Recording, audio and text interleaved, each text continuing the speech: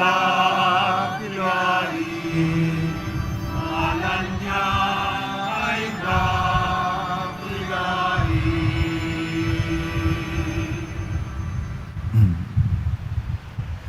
Simulan natin ang ating pagdiriwang sa ngalan ng Ama, at ng Anak, at ng Espiritu Santo. Amen. Ang pagpapala ng ating Panginoong Hesukristo, ang pag-ibig ng Diyos Ama, at ang pakikipagkaisa ng Espiritu Santo, naway sumainyong lahat. At sumaiyo rin. Mga minamahal kong mga kapatid, bahagi ng propesiya sa matandang tipan na sa pagdating ng Mesiyas, magiging malinis na muli ang mga may ketong. Sa ngayon, ang ketongin ay yaong mga nalulungkot, nahihirapan at nangungulila sa buhay. Inaasahan tayong makasunod sa halimbawa ni Kristo, na inabot ang mga taong mahihina at hindi tanggap sa lipunan.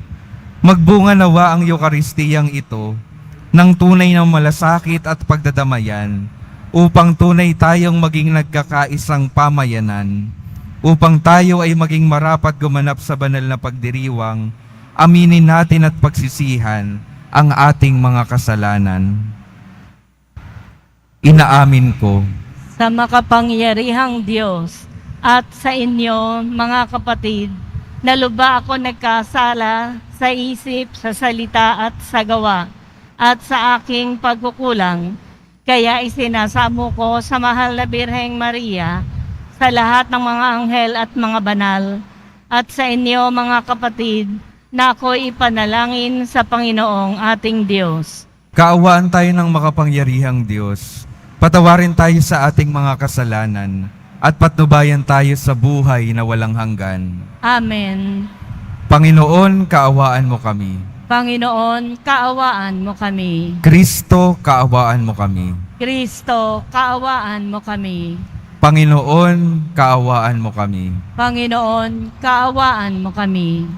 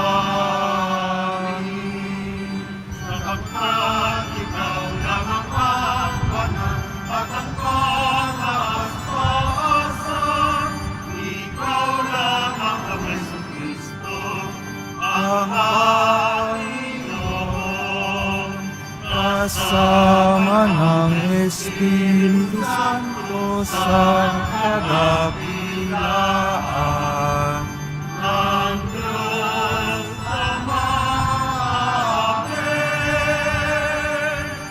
ng Diyos Amahin. Papuri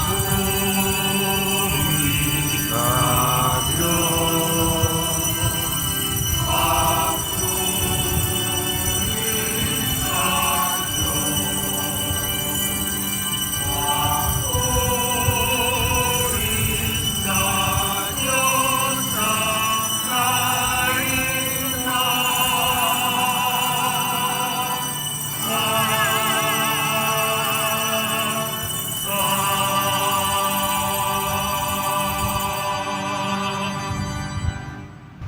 Manalangin tayo.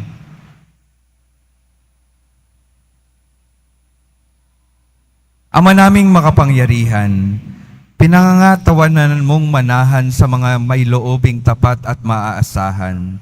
Sa kagandahang loob mo, kami naway makapamuhay bilang mga mapalad na maging iyong tahanan sa pamamagitan ni Hesukristo kasama ng Espiritu Santo magpas sa walang hanggan. Amen. Magsiupo muna po tayong lahat. Pagbasa mula sa aklat ng Levitiko.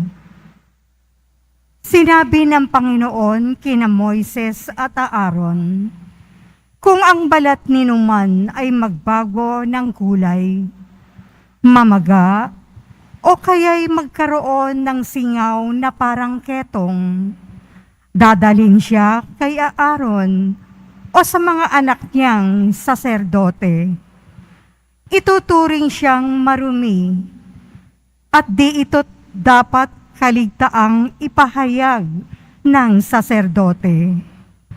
Ang mga may ketong ay dapat magsuot ng sirang damit, hindi magsusuklay, tatakpan ang kanyang nguso, at laging sisigaw ng marumi, marumi, hanggang may sugat.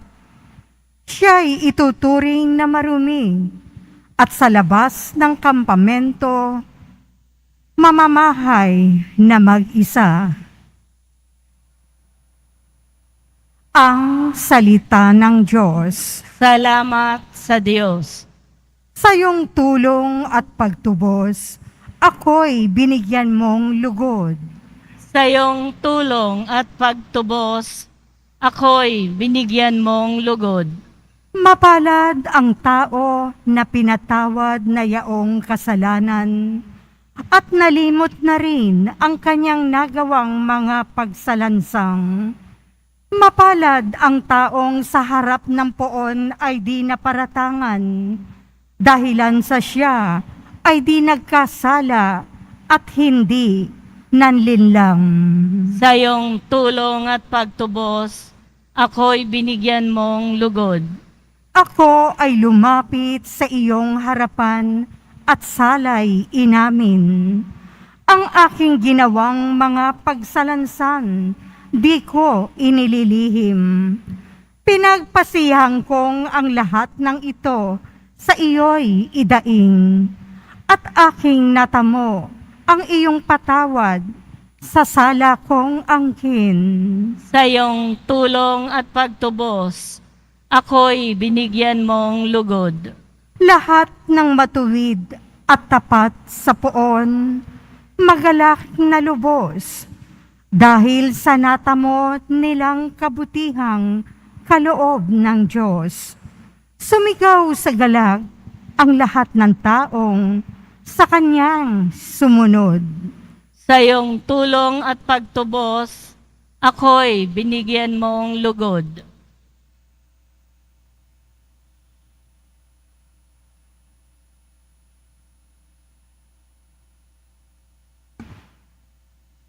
Pagbasa mula sa unang sulat ni Apostol San Pablo sa mga taga-Korinto. Mga kapatid, kung kayo'y kumakain o umiinom o anuman ang ginagawa ninyo, gawin ninyo ang lahat sa ikararangal ng Diyos. Huwag kayong maging sanhi ng pagkakasala ninuman na mga Hudyo, ng mga Griego o mga kaanib sa simbahan ng Diyos. Ang sinisikap ko na may mabigyang kasiyahan ang lahat ng tao sa bawat ginagawa ko. Hindi ko hinahanap ang sarili kong kapakanan, kundi ang kapakanan ng marami upang maligtas sila. Tularan ninyo ako, gaya ng pagtulad ko kay Kristo. Ang salita ng Diyos. Salamat sa Diyos. Magsitayo na po ang lahat.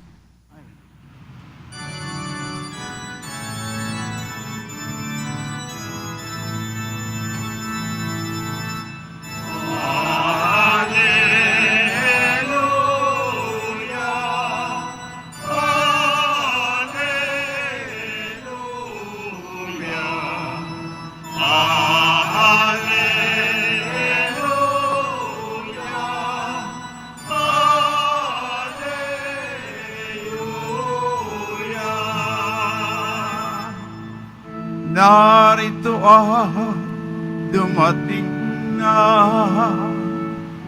isang dakilang propeta,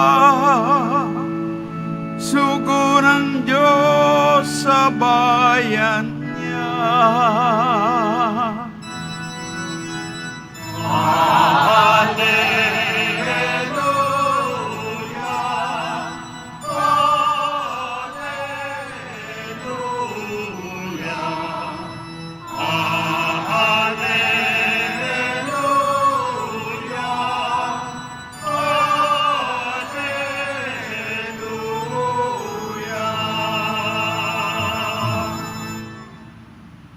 Sumainyo ang Panginoon. At sumaiyo rin. Ang mabuting balita ng Panginoon ayon kay San Marcos. Papuri sa iyo, Panginoon. Noong panahong iyon, may isang ketonging lumapit kay Jesus, nanikluhod at nagmakaawa. Kung ibig po ninyo'y mapagagaling ninyo ako. Nahabag si Jesus at hinipo siya, sabay ang wika, ibig ko, gumaling ka. Noon di nawala ang ketong at gumaling ang tao. Pinaalis siya agad ni Jesus matapos ang ganitong mahigpit na bilin. Huwag mong sasabihin ito kanino man. Sa halip ay pasuri ka sa saserdote. Pagkatapos maghandog ka ayon sa iniutos ni Moises, upang patunayan sa mga tao na ikaw ay magaling na. Ngunit umalis siya at bagkus ipinamalita ang nangyari. Ano pat hindi nahayagang makapasok ng bayan si Jesus. Naroon na lamang siya sa labas, sa mga ilang napuok, at doon pinagsasadya ng mga tao, buhat sa iba't ibang dako. Ang mabuting balita ng Panginoon. Pinupuri ka namin, Panginoong Heso Kristo. Magsiupo muna po ang lahat. Magandang umaga po mga minamahal kong mga kapatid na naririto at kasama natin online. Good morning po. Good morning, Father. Pakingitian naman po yung mga katabi, pakisabi, good morning. Sabay-sabay po nating papurihan ang ating mahal na poong Jesus Nazareno.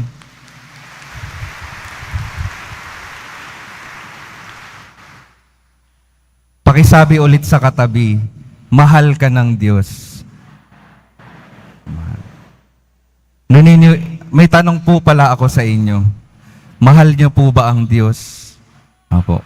Kung mahal po natin ang Diyos, pumalakpak tayo ng malakas.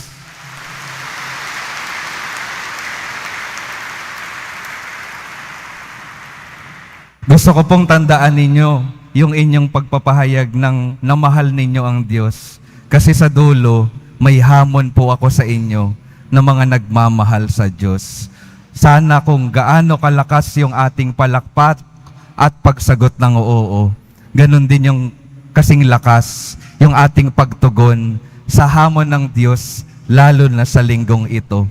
Ngayon pong linggong ito ay tinatawag na World Day of Prayer for the Sick, pangdaigdigang araw ng pananalangin para sa mga may sakit.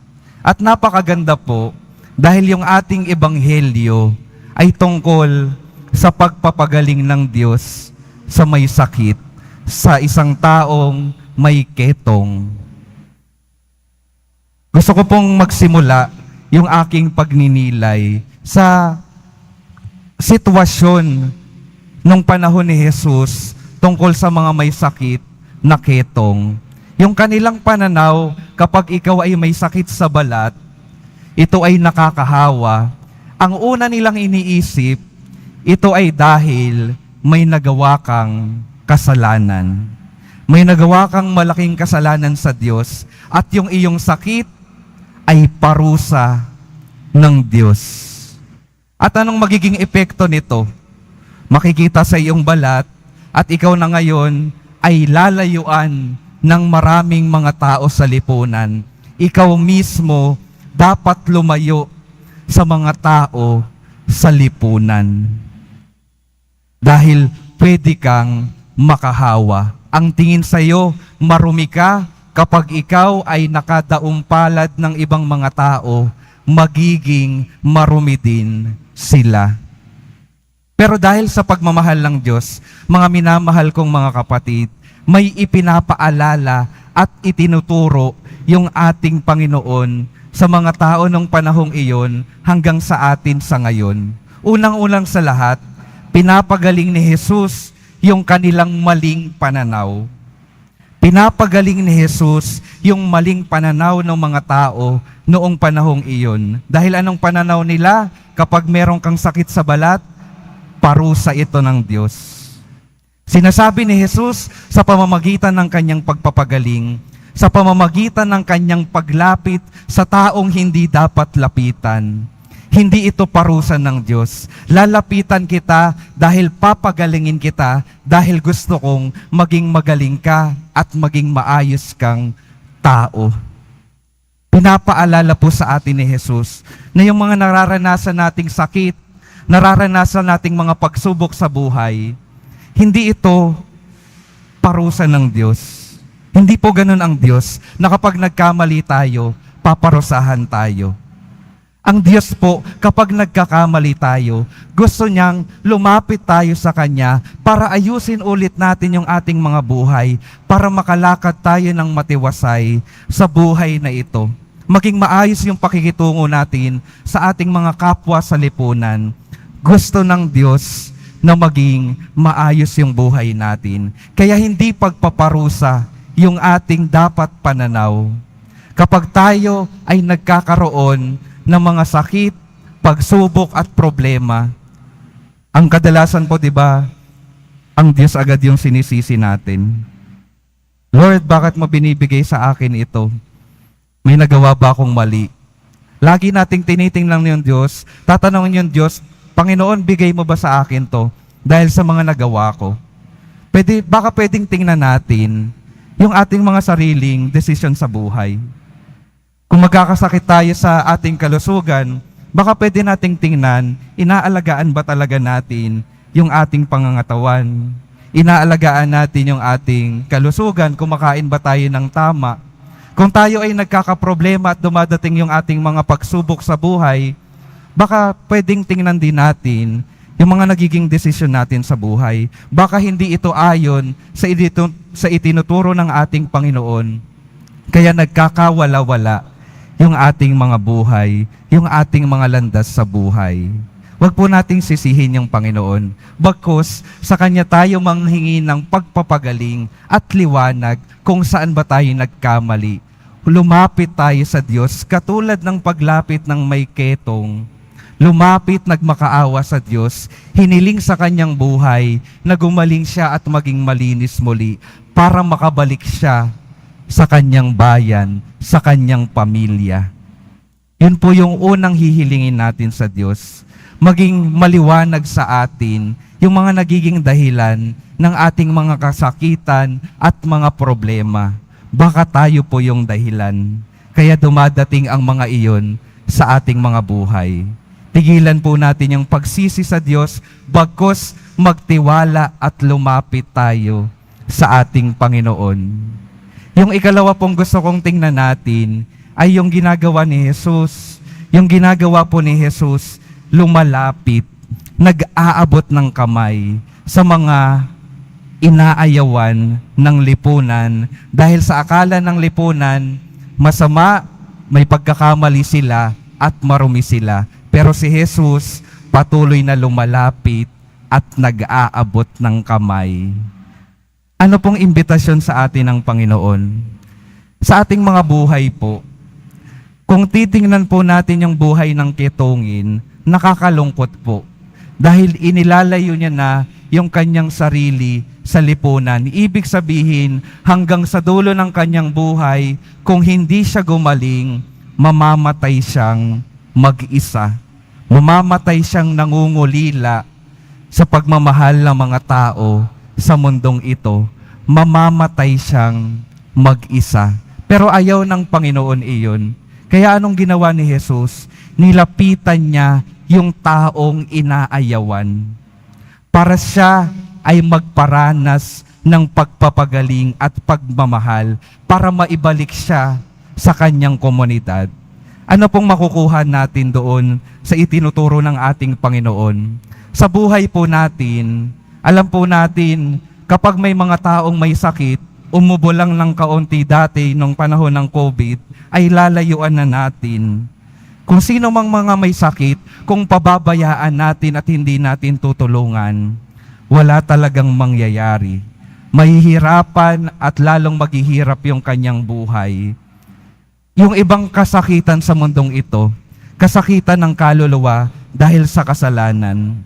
Ito rin po ay isa sa mga dahilan na naglalayo sa atin sa pamilya ng Diyos. Pero kung titingnan po natin, kung yung mga taong nagkakasala sa buhay natin, nakakagawa ng mali, ay hayaan na lang natin na lumayo at mag-isa sa kanilang buhay, nakakalungkot din po na matatapos yung buhay nila na hindi sila makakaranas ng pagpapagaling ng Diyos.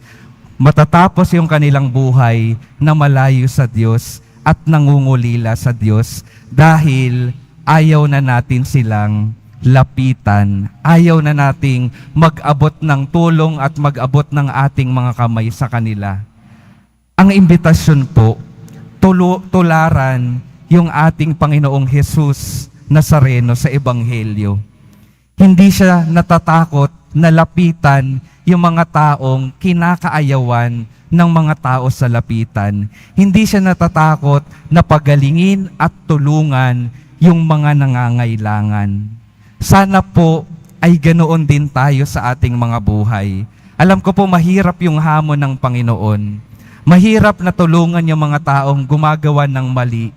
Pero pinapaalala sa atin ng Panginoon sa ngayon, hanggat may buhay tayo, binibigyan tayo ng pag-asa ng Panginoon na gumaling, maging maayos yung buhay at maging maayos yung ating estado sa lipunan.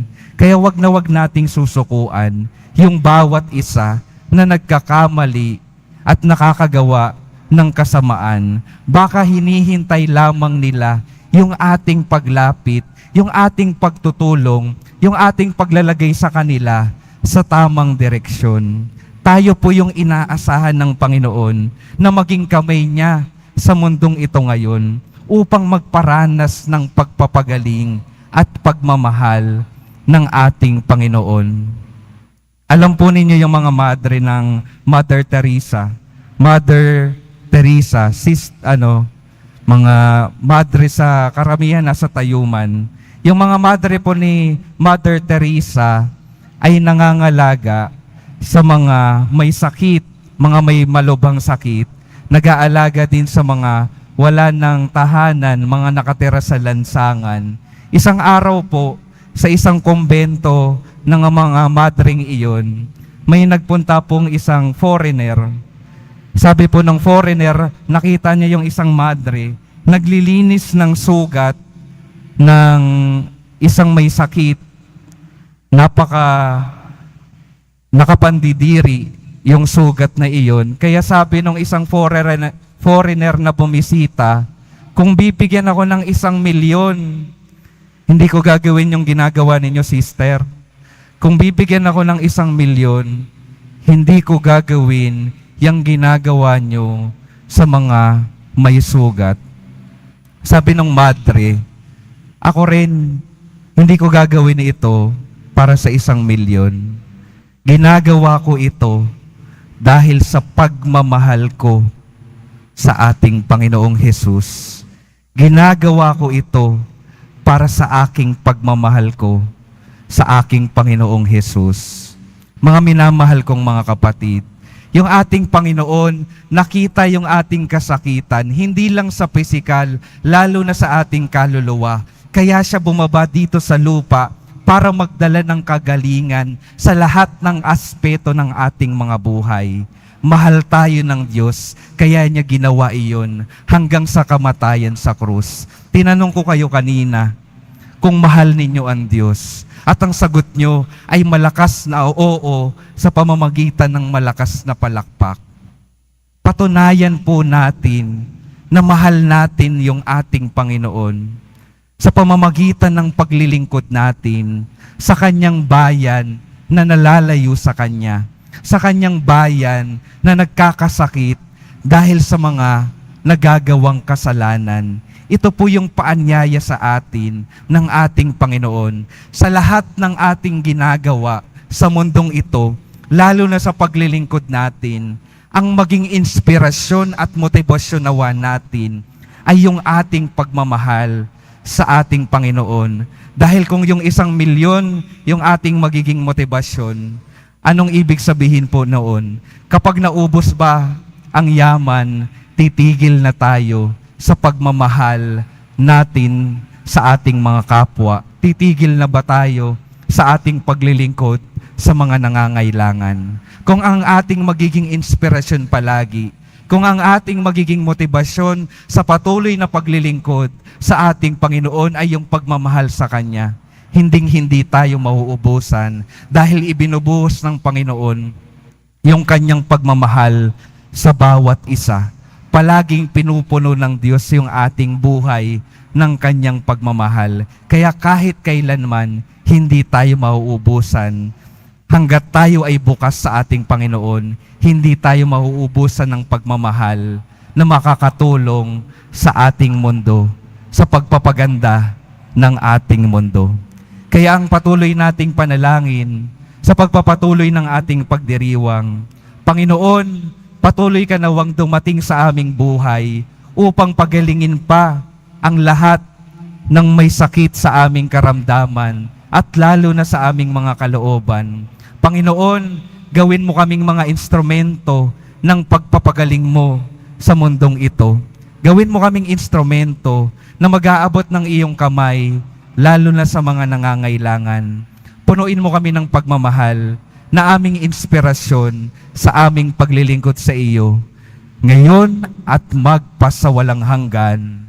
Amen.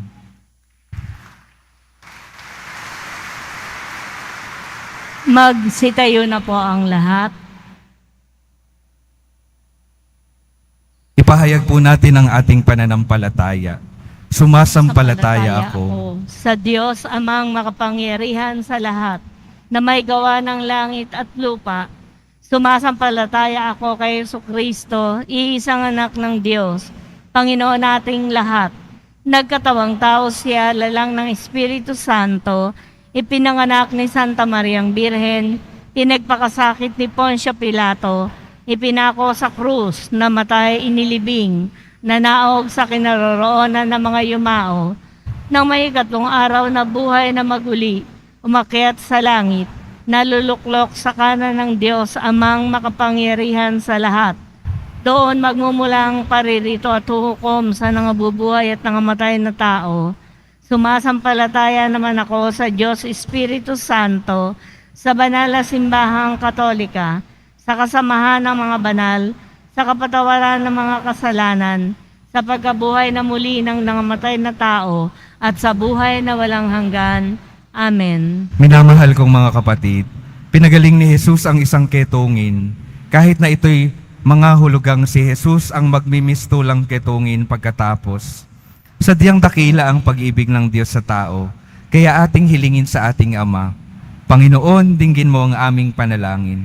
Panginoon, dinggin mo ang aming panalangin.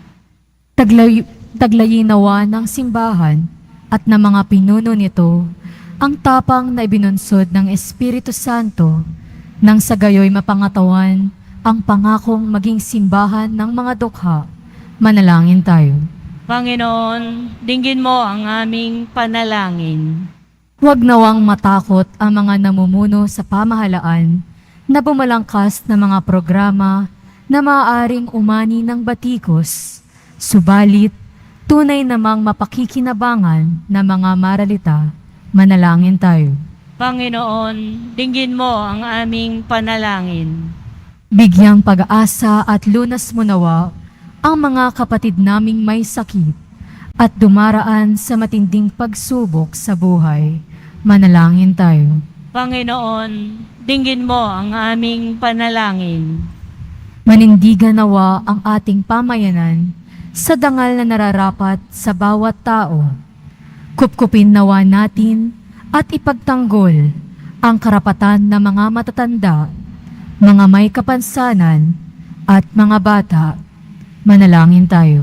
Panginoon, dinggin mo ang aming panalangin. Tanggapin nawa ng Panginoon ang lahat ng mga mahal natin sa buhay na pumanaw na. Patuloyin nawa sila sa kanyang kaharian kung saan pinapawi ang paghihirap at kalungkutan. Manalangin tayo. Panginoon, dinggin mo ang aming panalangin. Diyos na aming Ama, pinamalas ni Jesus kung gaano kakalapit sa amin, lalo na sa mga nagdurusa. Dinggin mo ang aming mga panalangin at ipagkaloob mo sa amin ang galak at kapayapaan habang patuloy naming itinahak ang daan tungo sa iyong kaharian. Hinihiling namin ito sa pamamagitan ni Kristong aming Panginoon. Amen. Magsipo muna po ang lahat.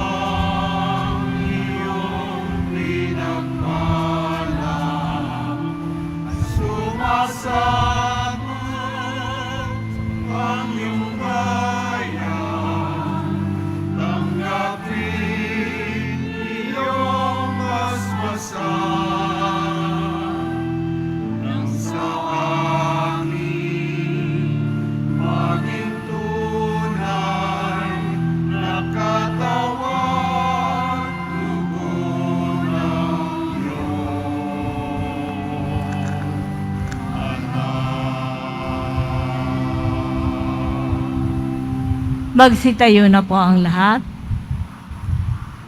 Manalangin kayo mga kapatid upang ang paghahain natin ay kalugdan ng Diyos Amang makapangyarihan. Tanggapin nawa ng Panginoon itong paghahain sa iyong mga kamay, sa kapurihan niya at karangalan, sa ating kapakinabangan at sa buong sambayanan niyang banal. Ama naming lumikha, kami naway dalisayin at panibaguhin ng aming gaganaping paghahain.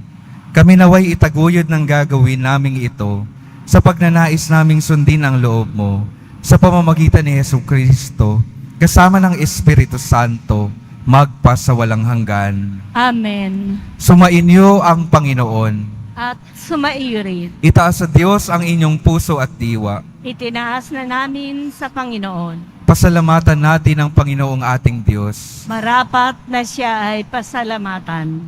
Ama naming makapangyarihan, tunay ngang marapat na ikaw ay aming pasalamatan sa pamamagitan ni Jesucristo na aming Panginoon. Siya ay naging kapwa naming maaasahan upang may mangunang umako sa pananagutan dahil hangad mong magbago ang kinamiyas ng pagkakanya-kanya ng sangkatauhan. Bunga ng pagtitiis, siya ay nanaig at ang kanyang kamatayan ay kanyang nalupig. Kaya't siya ang aming daan para aming masapit ang iyong tapat at maaasahang pag-ibig.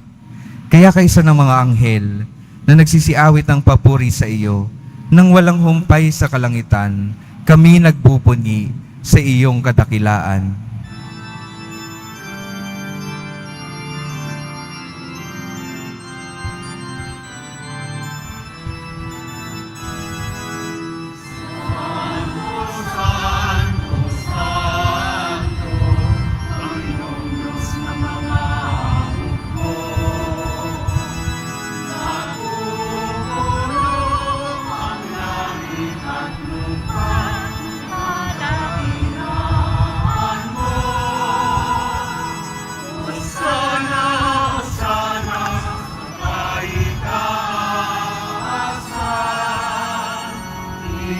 Parang naparito sa kanan ng Panginoon. Hosana, Hosana sa kaitaasan.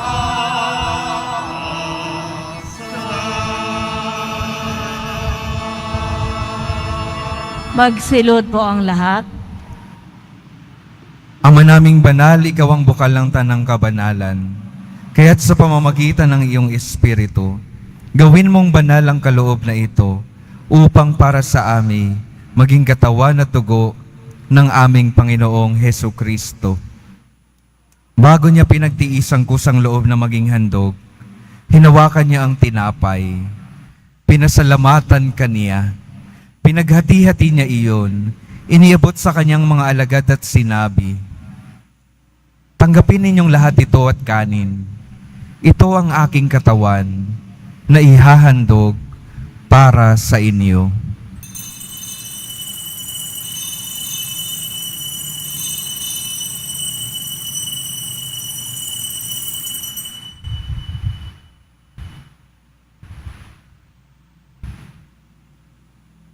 Gayon din naman nung matapos ang hapunan, hinawakan niya ang kalis, muli kanyang pinasalamatan, iniabot niya ang kalis sa kanyang mga alagad at sinabi, "Tanggapin ninyong lahat ito at inumin.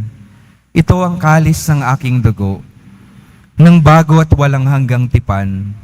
Ang aking dugo na ibubuhos para sa inyo at para sa lahat, sa ikapagpapatawad ng mga kasalanan. Gawin ninyo ito sa pag-alala sa akin."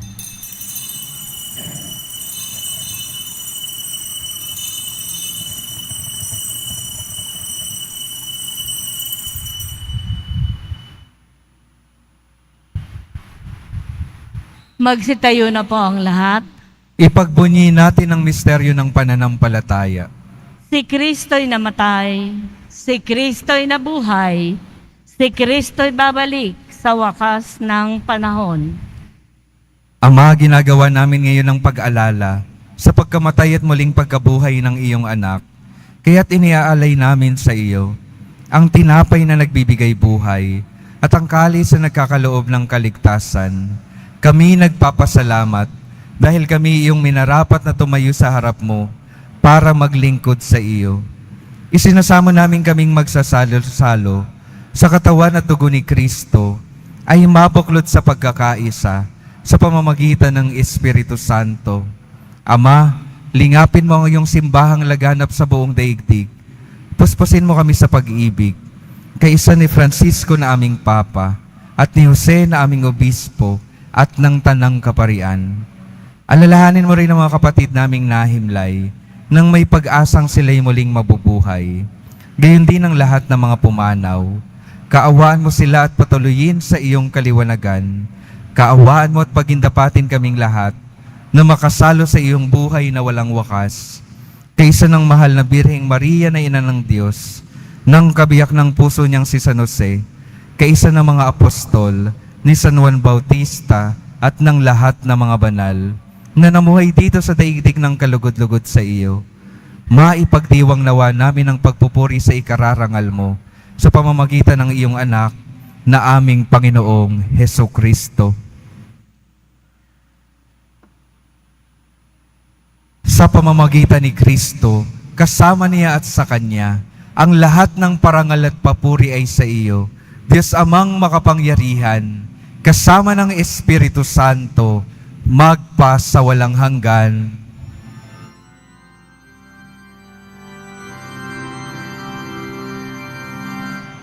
Amen.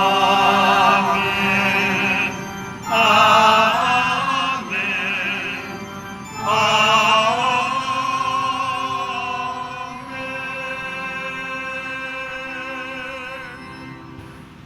Sa tagubili ng mga nakagagaling na utos at sa turo ni Jesus na Panginoon natin at Diyos, ipahayag natin ng lakas loob. Ama namin, sumasalangit ka. Sambahin ang ngalan mo, mapasa amin ang kaharian mo, sundin ang loob mo dito sa lupa para nang sa langit. Bigyan mo kami ngayon ng aming kakanin sa araw-araw, at patawarin mo kami sa aming mga sala, para nang pagpapatawad namin sa nagkakasala sa amin, at huwag mo kaming ipahintulot sa tukso, at iadya mo kami sa lahat ng masama. Hinihiling namin kami adya sa lahat ng masama, pagkalooban ng kapayapaan na araw-araw, iligtas sa kasalanan, at ilayo sa lahat ng kapahamakan, samantalang aming pinananabikan ang dakilang araw ng pagpapahayag ng tagapagligtas naming si Heso Kristo. Sapagkat iyo ang kaharian, at ang kapangyarihan, at ang kapurihan, magpakailanman. Amen. Panginoong Heso Kristo, sinabi mo sa iyong mga apostol, kapayapaan ang iniiwan ko sa inyo, ang aking kapayapaan ang ibinibigay ko sa inyo. Tunghayan mo ang aming pananampalataya, at huwag ang aming pagkakasala. Pagkalooban mo kami ng kapayapaan at pagkakaisa, ayon sa iyong kalooban, kasama ng Espiritu Santo, magpa sa walang hanggan. Amen. Ang kapayapaan ng Panginoon ay laging sumainyo. At sumaiyo rin. Magbigayan kayo ng kapayapaan sa isa't isa.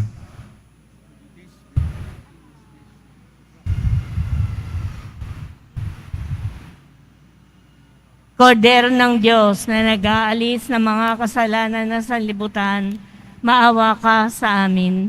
Kordero ng Diyos na nag-aalis ng mga kasalanan ng sanlibutan, maawa ka sa amin. Kordero ng Diyos na nag-aalis ng mga kasalanan ng sanlibutan, ipagkaloob mo sa amin ang kapayapaan. Magsilud po ang lahat.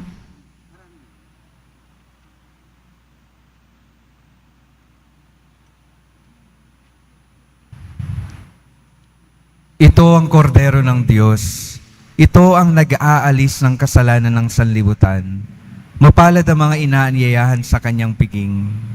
Panginoon, hindi ako karapat-dapat na magpatuloy sa iyo, ngunit sa isang salita mo lamang ay gagaling na ako.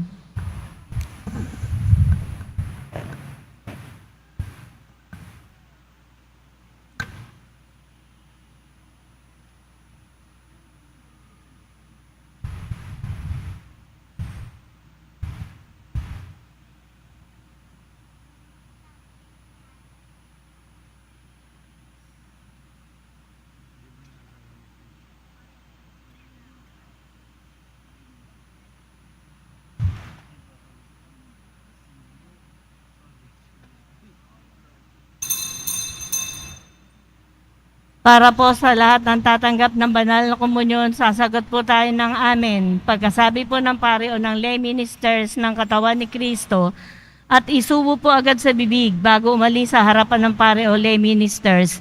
Sumunod po tayo at maraming salamat po.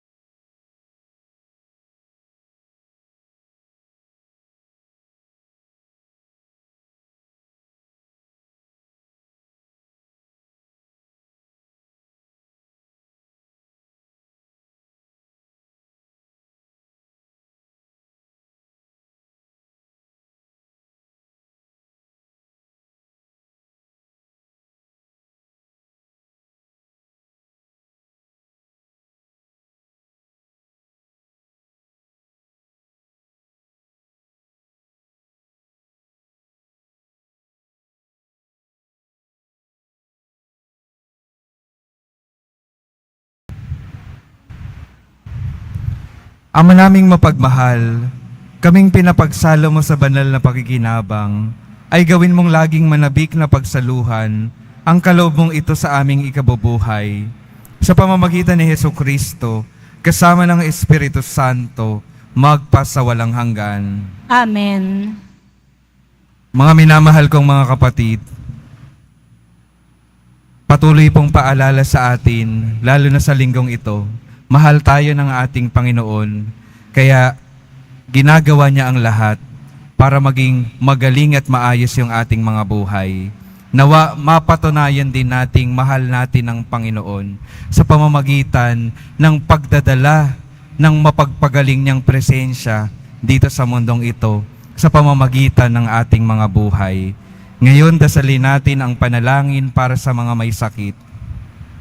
O mapagkalingang Birhen ng Lourdes, kaming mga dumaranas sa mga karamdaman ay dumudulog sa iyo, sapagkat ikaw ang taga-aliw ng mga nagdadalamhati at kalusugan ng mga may sakit.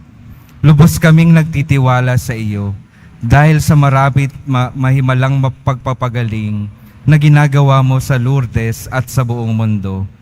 Taglay ang maalab na pananampalataya at pamimintuho, kami buong kababaang loob na sumasamo sa iyo para sa aming mga kapatid na may karamdaman. Yamang tunay na marami ang gumaling dahil sa pamimintuho sa iyo. Mangyaring gumawa ka ng isa pa at iligtas itong mahal namin sa buhay. Ilayo mo sila sa panganib at ibangon sa banig ng karamdaman upang sila'y makabalik sa paglilingkod sa iyong anak na nabubuhay at nagahari magpakailanman. Amen. Mahal na Birhen ng Lourdes, Ipanalangin mo po kami. taga-aliw ng nagdadalamhati, Ipanalangin mo po kami. kalusugan ng mga may sakit, Ipanalangin mo po kami. sumainyo ang Panginoon. At sumaiyo rin. Mahal na poong Jesus Nazareno, inihayag mo sa pamamagitan ng krus ang walang maliw na pag-ibig ng Diyos sa sangkatuhan. Pakinggan mo ang kahilingan ng iyong angkan na nagsusumamo sa iyo. Makamtanawa nila ang iyong katugunan at tanggapin ang kasagutan na may utang laloob na tinatanaw. Basbasan din po ninyo ang mga daladala nilang mga imahen at dasalan. Sa pamamagitan ng bendisyon na ito, naway maalala nila ang pangako nila noon sa binyag, na ikaw ay kanilang iibigin at paglilingkuran bilang Panginoon magpasawalang hanggan. Amen. At pagpalain kayo ng makapangyarihang Diyos, Ama, Anak at Espiritu Santo. Amen. Humayo kayong mapayapa, taglay ang pag-ibig ng poong Jesus Nazareno. Salamat sa Diyos.